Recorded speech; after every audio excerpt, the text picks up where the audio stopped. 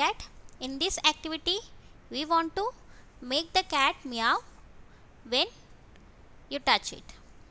For that we are using a video sensing block and start the script with when video motion greater than block.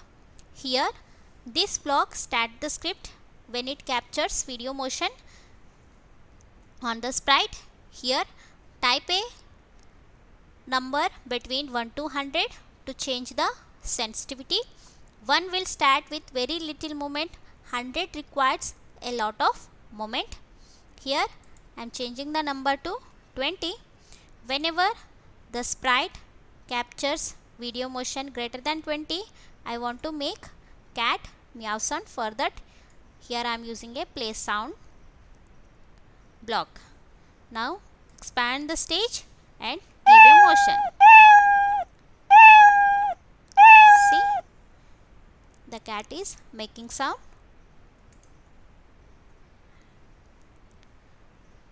That's how we created Pet the Cat animation by using video sensing block in Scratch. Thank you for watching the video.